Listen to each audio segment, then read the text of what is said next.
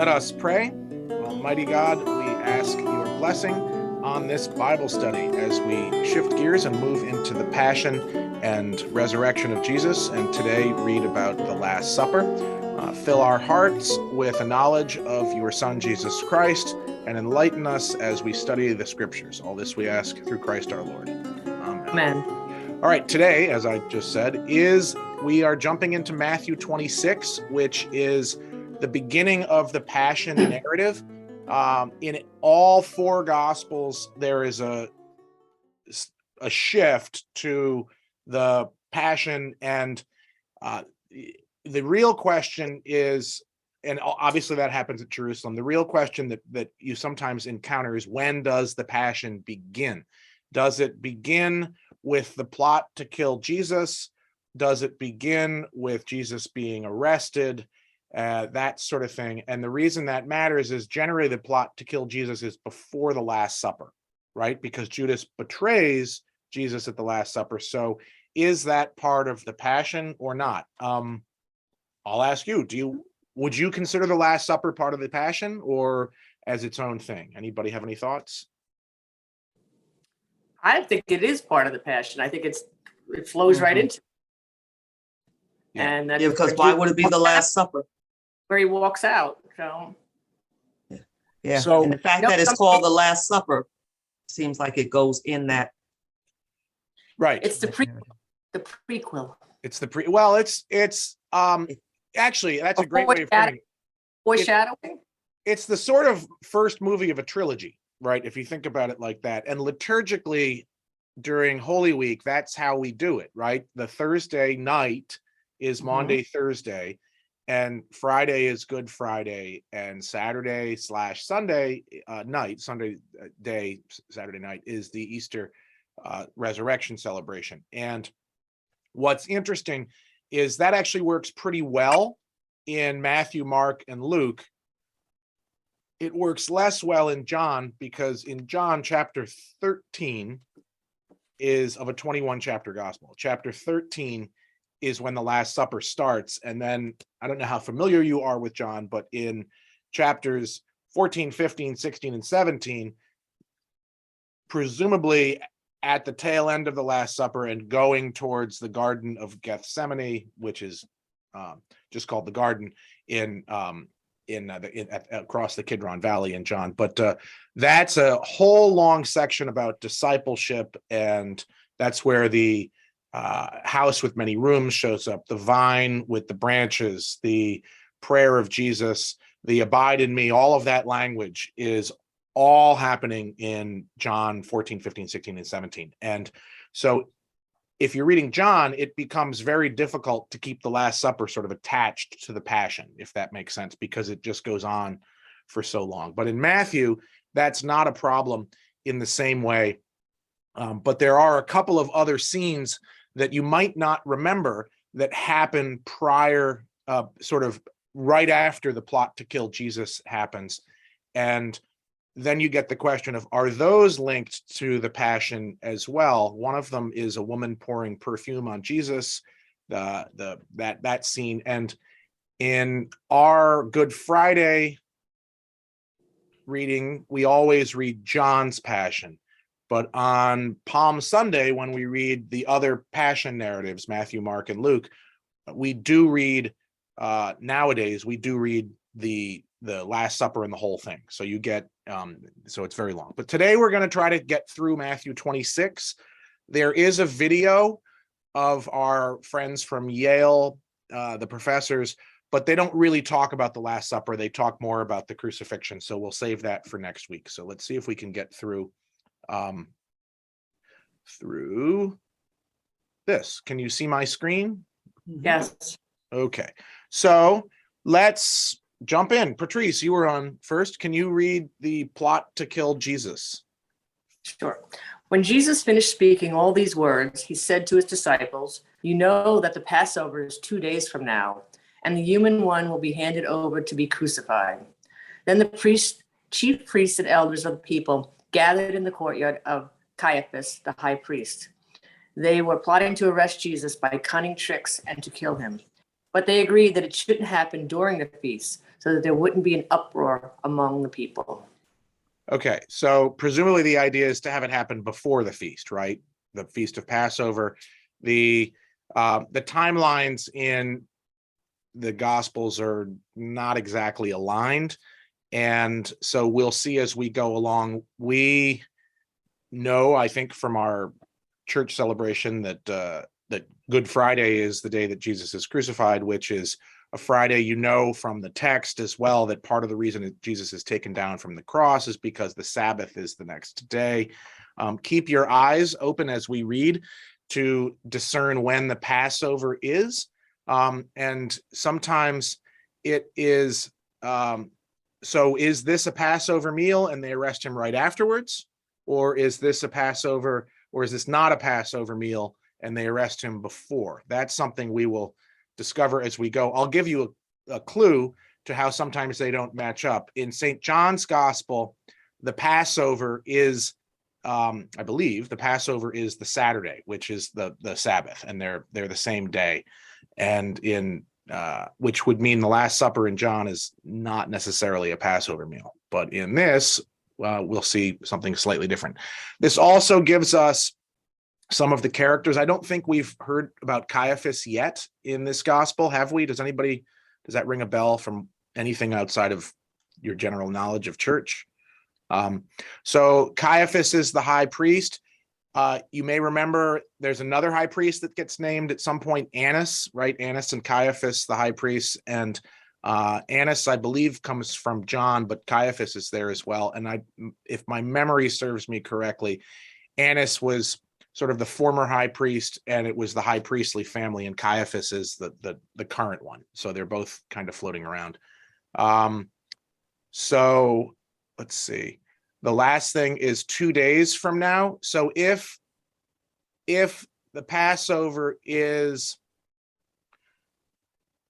Thursday night, because Jewish time, if you remember Jewish time, the day starts at sunset and goes until the following sunset. And so this presumably is on like Tuesday night or Wednesday or something like that. Does that make sense? Vaguely, yes? No, that would make it Thursday night. The Passover was 2 days later. It would be Friday night, Saturday night. Right, the Passover is 2 days from now. And the assumption here is that the Passover is Thursday night or Thursday, right? We'll see as we go through. So this is however you want. The timeline is one of those things that's complicated as you go through. So however it is, we're not yet on Thursday, right? In this line, we're not there yet. So anything else in this little passage? You do get a sense that that the people in this part of it are clearly more inclined to like Jesus than the chief priests and the elders of the people, right? There's a That he clear. calls himself the human one. Where is this? Oh, Jesus is calling himself the human one. That seems funny to me. And he knows he's getting crucified. right. Well, this is the Son of Man, right? So this is the same phrase as the Son of Man, and he knows that he's being crucified. He also knows that this is, so he will be handed over. Yeah, but he could have been found innocent, right? He isn't, but it's like, I know I'm getting crucified. Right. Well, that's Done deal. The whole innocent thing is from Luke, for what it's worth. But in this gospel, and all of them, I mean, so Jesus is handed over. We see this, like, this is a prediction that this is going to happen at the Passover, that he's going to get handed over and crucified. And that timeline in Jewish time all takes place on the same day, right? If you think about it from the perspective of the Last Supper takes place after sunset, is the same day as Good Friday, right? Thursday night is the same day as Good Friday. So he's doing a prediction that these are all going to happen, and it's going to be linked to the Passover. Meanwhile, that's sort of is one way to look at this, right? Meanwhile, the chief priests and the elders gather in the courtyard of the high priest, and they start plotting to kill Jesus. And so, yes, Jesus's prediction, like when he predicts this, if you were making a movie, you'd go right to the meanwhile, right? And that's what's going on. But they agree that it shouldn't happen during the feast, so there won't be an uproar among the people. So what we'll see is that this happens right after the Passover, right? So that it's over. Okay. All right. Barbara, can you read the woman pouring perfume on Jesus?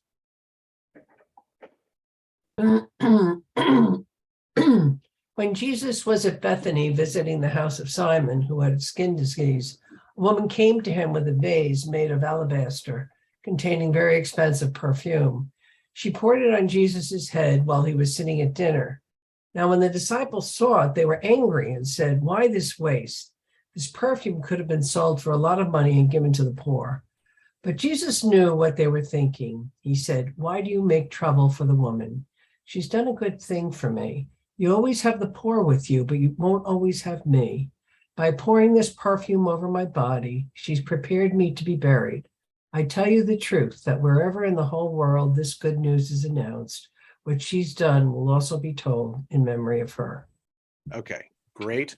One thing about this last verse, one of the things when they added the lectionary and started putting it, or they changed the lectionary, what we read on Sundays and holy days and what have you, the argument, and I thought this is actually kind of nice, the argument that we should be reading all of this, in particular this passage, was that we've not actually been living up to this verse, right? That her story has been told in memory of her.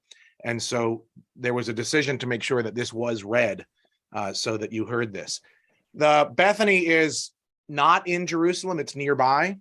And you may remember that there's a couple of fairly famous people that live in Bethany in the Gospels. That's Mary, Martha, and their brother Lazarus. And that's in John. And you may remember in John that a very similar version of this scene takes place at their house in Bethany. And it is Mary who pours the oil on Jesus. And you may also remember that the disciples are not the ones who get mad. It's Judas who gets mad in John, and that whole line about he's a thief. It's worth remembering that if you wanted to start beginning to equate gospels, that gets very tricky very fast. This guy's name is Simon, not Lazarus. Presumably you could say that Simon and Lazarus are the same person, but there's no reference. Now this is where it gets really fun. There's no reference in John that Lazarus has a skin disease, right? A leper, right? But there is a Lazarus in Luke who shows up in a parable, and he has skin disease. So is it the same person or not? Remember the dogs lick his sores and that sort of thing? Who knows? But so if you just focus on Matthew, what does this scene say is a couple of things. One, I think this is actually fairly important, that Jesus is willing to be in the house of somebody who is unclean and frankly probably somewhat contagious, right? So that's even at his last days, he's still with the official outcasts and with people and that sort of thing. And he's willing to eat dinner with them, and this whole scene takes place at dinner with them. And in Matthew, and it's important that in John it's Judas, but in Matthew it's all of the disciples, or at least enough of them to warrant the whole group being labeled as this. So in Matthew's gospel, even at this late point, the disciples don't understand what's really going on, right? And remember, he's just made a prediction that he's going to get handed over. So, and it was to his disciples.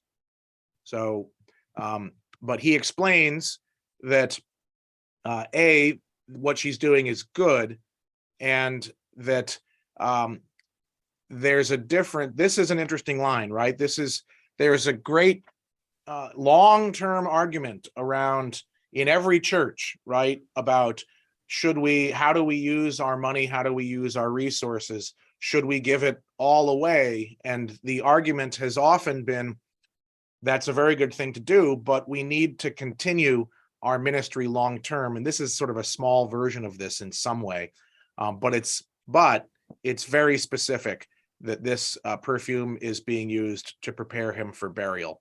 And I would say is yet again a link to the prophetic nature. And also, I think, the prophetic nature of Jesus, but also I think that clearly this woman has some gift of prophecy as well in some way, right? Like she's doing something in advance. And if you think of the actual like literal context, you can understand why the disciples would be upset, right? A large alabaster jar, who knows how big it is, a very expensive perfume just being dumped out on Jesus, on his head, right? And like, what's the point? And he explains what the point is and tells that story. So anything else in this? You know what struck me is that they don't consider themselves poor.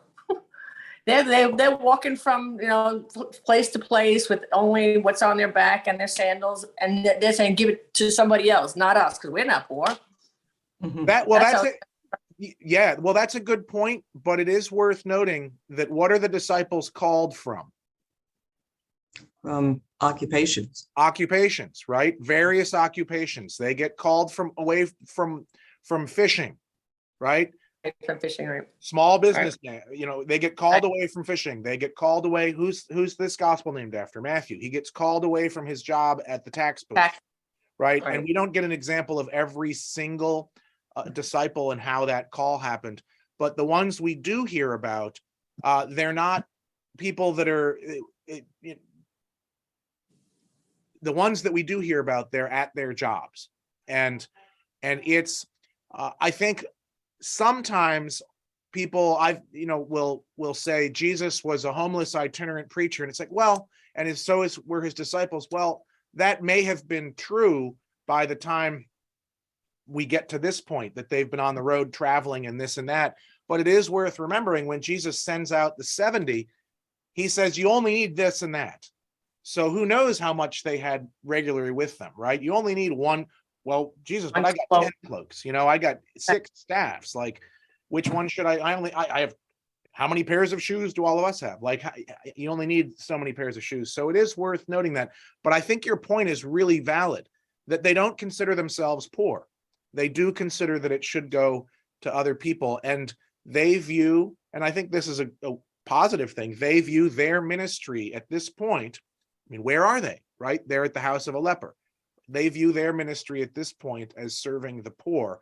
And I think what Jesus says is, he doesn't say that it's wrong, but there's more to it than just that, right? It's this, and then there's, and he specifically says that, don't worry, you're always going to have the poor to minister to, right? That's always going to be part of your ministry.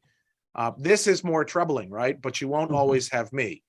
And the obvious answer to that is Jesus is going to get handed over and crucified, die and rise and ascend. That happens by the end of the gospel. And so their ministry will continue to be this, but at the heart of their ministry is the death and resurrection of Jesus.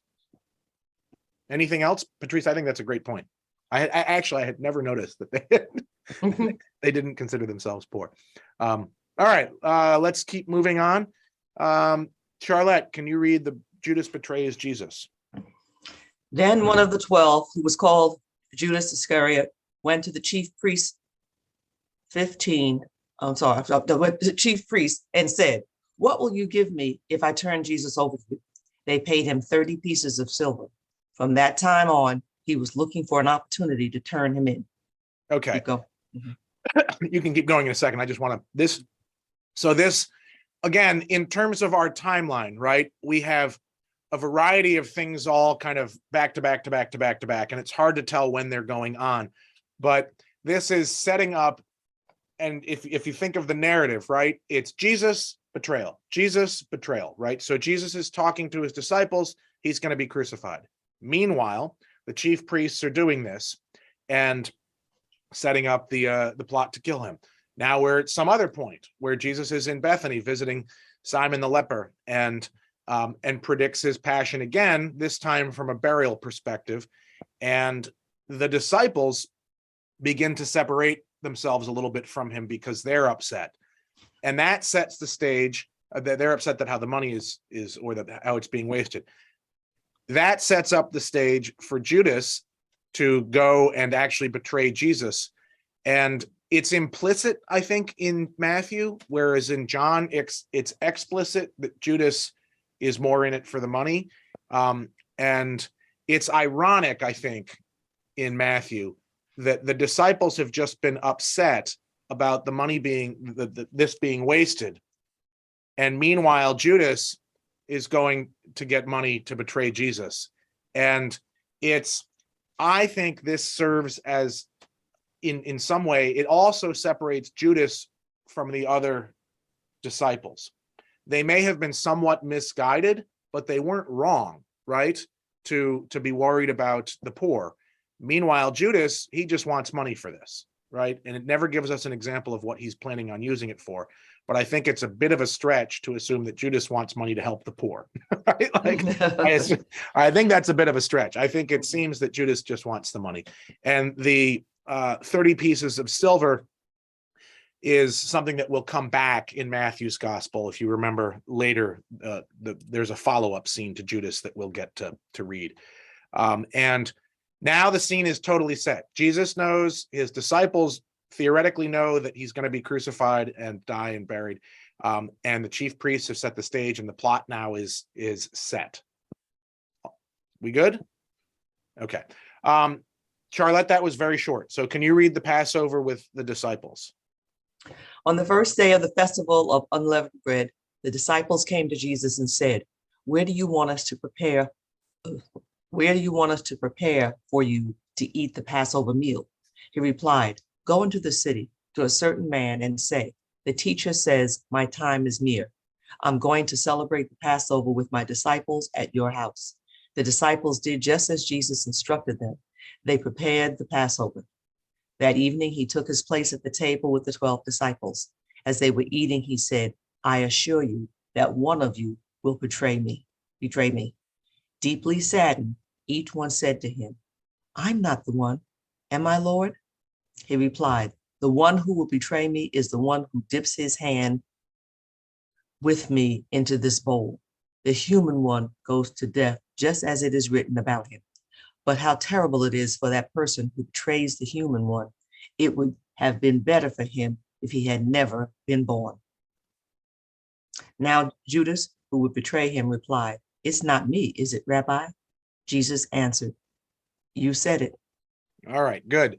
So this is now now we know for sure in Matthew's gospel when the Last Supper is, right? This is a Passover meal, and that has been clarified. And again, in different gospels, the timeline is a little different. But in Matthew's gospel, this is a Passover meal.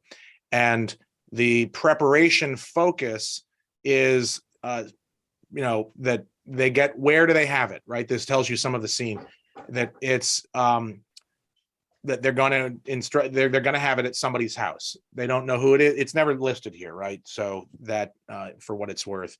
We are reminded that there are 12 disciples, and in Matthew's gospel, it does seem that there's nobody else at the table, even if there are other people floating around, right? And the first part of this meal is another prediction, right? This is 3 in a row that we've just gotten now. We've gotten, I'm going to get crucified. This is for my burial. And now, and it's all related to this. Someone's going to betray me that's in this group. And again, the disciples and Judas are separated from each other, right? They're sad about this and worried. I think this is kind of, it's sad and very touching.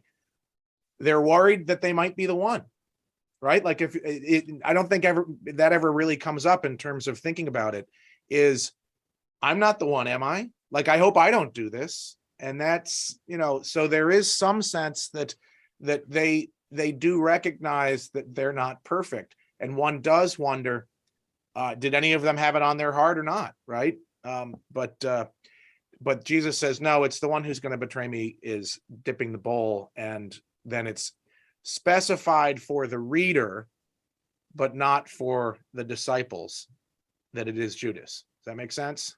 Mm-hmm.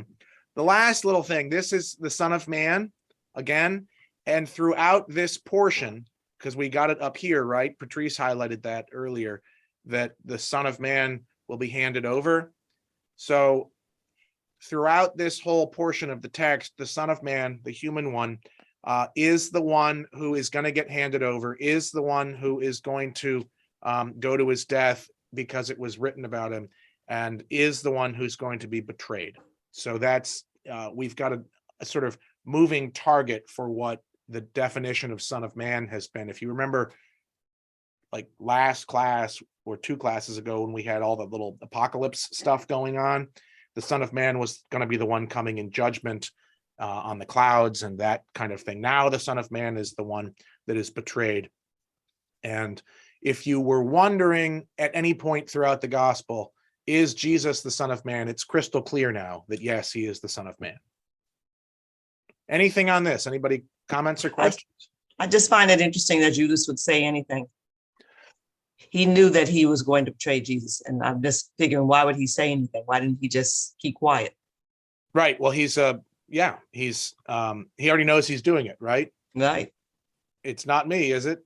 You He, said he thought he was taking the suspicion off of himself, but not so.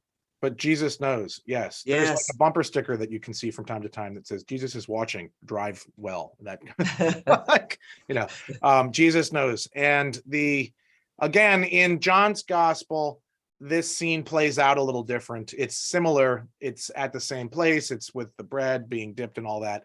But the beloved disciple, you remember the scene where Peter asks the beloved disciple, basically, who is it? And the beloved disciple checks with Jesus, and Jesus said it's the one that's dipping, and right then it's Judas. So this plays out a little differently. Jim, can you read the Last Supper? Yes.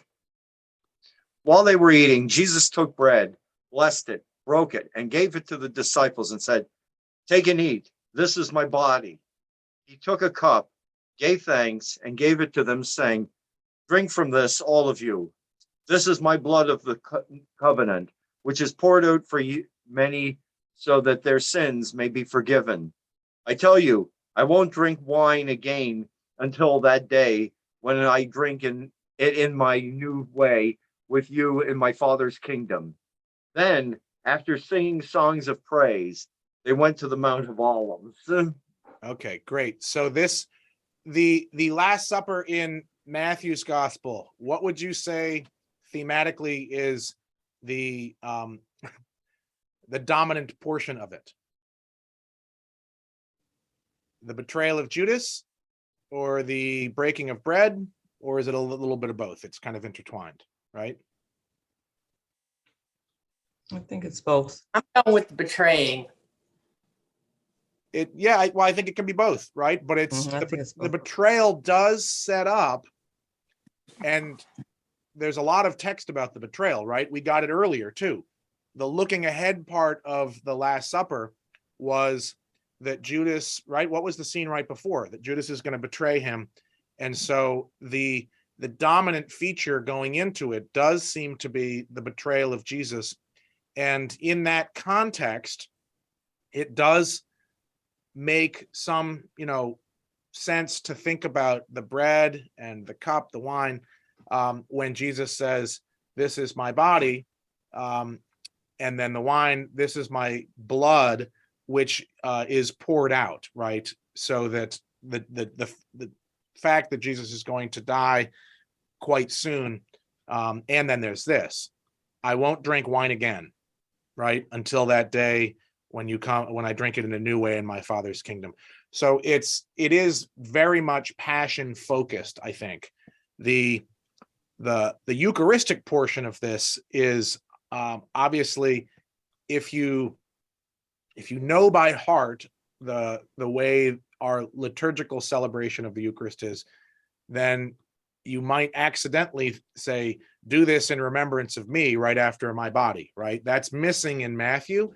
You might also note that the same thing is missing, right? "Drink this, all of you. This is my blood of the new covenant, which is poured out for many, so that their sins may be forgiven. Do this in remembrance of me" is missing from this as well. And we don't say this in church. The Sunday Eucharist, whether Holy Day, whenever, the Eucharistic words of institution, which is what they're called, are kind of pulled from all the different gospels and from St. Paul. And so it's sort of an amalgamation of all of the Last Supper narratives. The for what it's worth, I think it's in Luke, and it might be in Mark too, but there's in not in this gospel, but in there's this thing about the new kingdom and drinking wine again is sometimes after supper, right? Do you remember when if I celebrate the Eucharist, after supper, he took the cup, right? In Matthew, while they were eating. So it's the timeline is in the different gospels. If you ever want to sort of dig in, it's interesting to look at Matthew, Mark, Luke, John, and Paul and sort of see where the different components are and how it's slightly different in each gospel, which is kind of interesting. The other thing that I would like to highlight is blessed and gave thanks. This gave thanks is Eucharist, and blessed is a different word in Greek. It's which off the top of my head, I can't remember what it is, but blessed is, they're both used. If you remember back in the feeding of the 5,000 and the feeding of the 4,000, at one time in, I think it's the 5,000, Jesus blesses the bread and gives it out. And in the 4,000, Jesus gives thanks over the bread and gives it out. Those two words have always been linked to the Eucharist. And so I think it's intentional in the feeding of the 4,000 and the 5,000 to try to prefigure and sort of look ahead to the Last Supper, that Matthew uses both of them. And if you look at the other gospels, you'll see that the evangelists take great care to make sure that they say blessed and also gave thanks when they're dealing with this. All right, anything on this? If you go to 8 o'clock, you should always remember that after the Eucharist, they did sing songs of praise.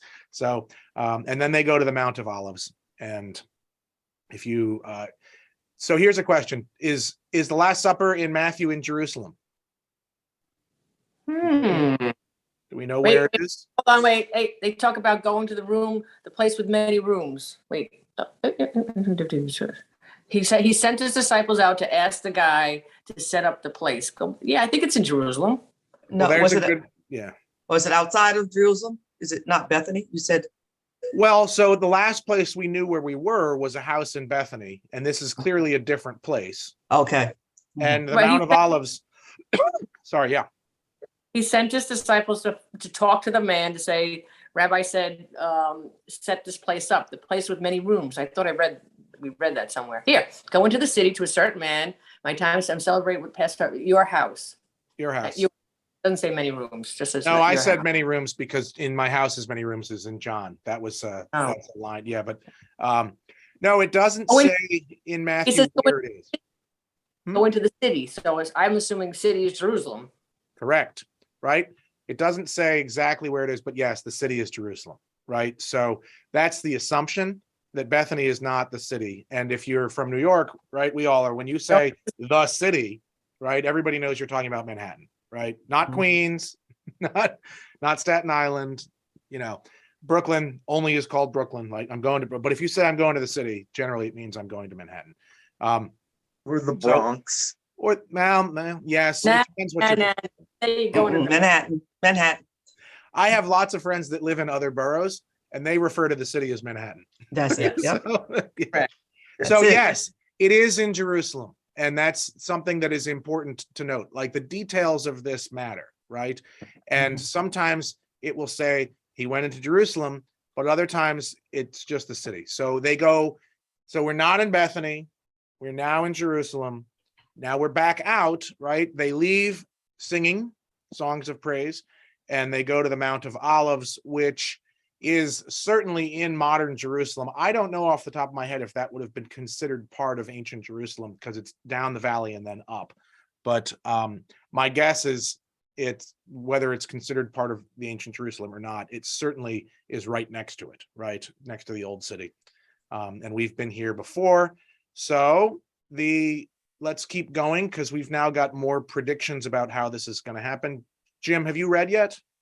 I did read the last one about the Last Supper. Oh, okay. Patrice, can you read the predictions? Then Jesus said to his disciples, "Tonight you will all fall away because of me. This is because it is written, I will hit the shepherd, and the sheep of the flock will go off in all directions. But after I'm raised up, I'll go before you to Galilee." Peter replied, "If everyone else stumbles because of you, I'll never stumble." Jesus said to him, "I assure you that before the rooster crows tonight, you will deny me 3 times." Peter said, "Even if I must die alongside you, I won't deny you." All the disciples said the same thing. Okay, great. So yet another prediction. This is presumably as they're walking, right? Or something like that. They're going to the Mount of Olives. Maybe it's when they just get to the Mount of Olives, but the prediction is now shifted from what is going to happen to Jesus to how that's going to affect his immediate disciples at this point. And as Matthew tends to do, we begin to get more and more scriptural citations, right? At big points in the narrative, St. Matthew gives us these scripture things to show us that this was meant to happen. This was predicted and prophesied by the prophets. It's in the scriptures. And so who is the shepherd? Jesus is the shepherd. And well, the sheep of the flock will run away. And we'll see that in a little bit. But now the disciples get a little more separated from Jesus, and Peter is highlighted as the one who's going to deny Jesus 3 times, which I think at this point in the narrative would be very unexpected, right? If you were reading this for the first time, you'd think, okay, Judas is the bad guy. The other disciples don't necessarily perfectly get it, but okay, they're going to suddenly leave. And you think, well, I didn't expect to see this. So that I think is part of the narrative. And again, Jesus makes this prediction about the rooster. And it's worth noting that Peter says, no, I'll never do that. I'll die alongside you. And so does everybody else, right? And when we read what happens, we'll see that they don't live up to that. Any questions or comments on this? All right. I have probably bad news. So this is the longest, I think the longest chapter in Matthew. So I doubt we'll actually get through the whole thing because it's, but it's 40, but we can read this last bit and maybe a rest too. Barbara, can you read Jesus in prayer? Then Jesus went with his disciples to a place called Gethsemane. He said to the disciples, "Stay here while I go and pray over there." When he took Peter and Zebedee's 2 sons, he began to feel sad and anxious. Then he said to them, "I'm very sad. It's as if I'm dying. Stay here and keep alert with me." Then he went a short distance farther and fell on his face and prayed, "My Father, if it is possible, take this cup of suffering away from me. However, not what I want, but what you want." He came back to the disciples and found them sleeping. He said to Peter, pardon me, "Couldn't you stay alert 1 hour with me? Stay alert and pray so that you won't give in to temptation. The spirit is eager, but the flesh is weak." Sorry. A second time he went away and prayed, "My Father, if it's not possible that this cup be taken away unless I drink it, then let it be what you want." Someone should finish this, madam. Sure. Jim, can you finish it? Yeah, certainly. Again, he came and found them sleeping. Their eyes were heavy with sleep, but he left them again and again went and prayed the same words for the 3rd time. Then he came to his disciples and said to them, "Will you sleep and rest all night? Look, the time has come for the human one to be betrayed into the hands of sinners. Get up, let's go back. Here comes my betrayer."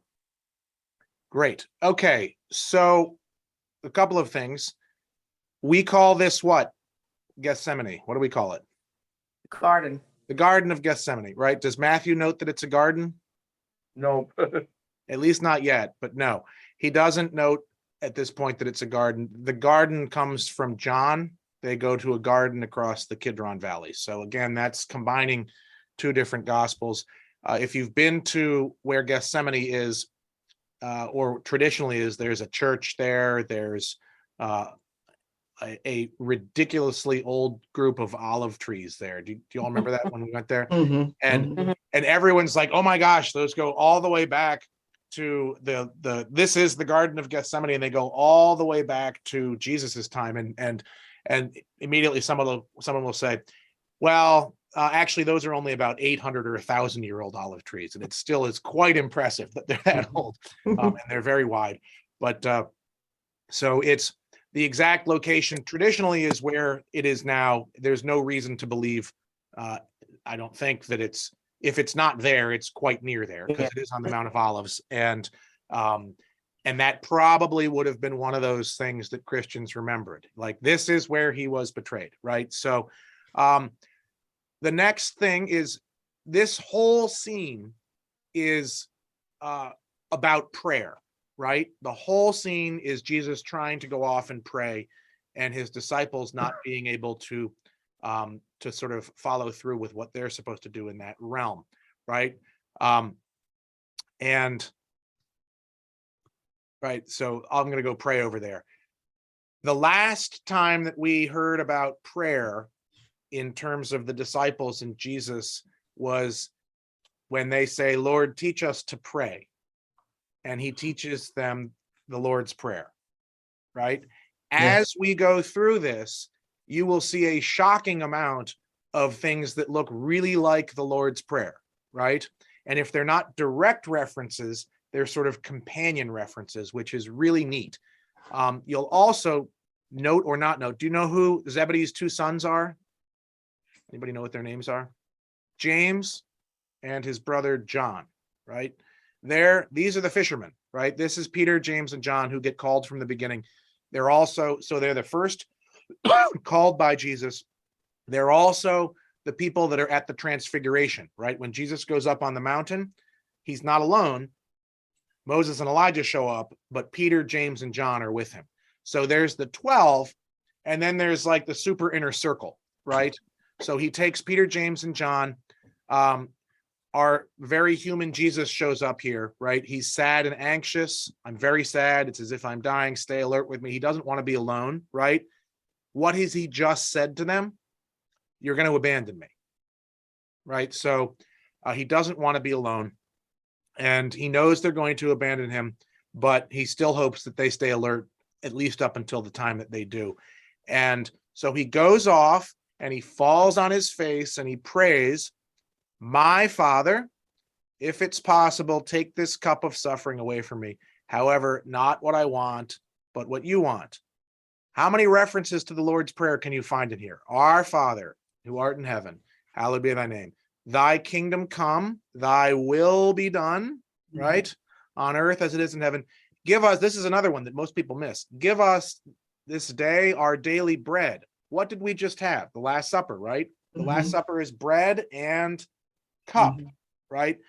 Give us this day our daily bread. In this case, take this cup of suffering away from me.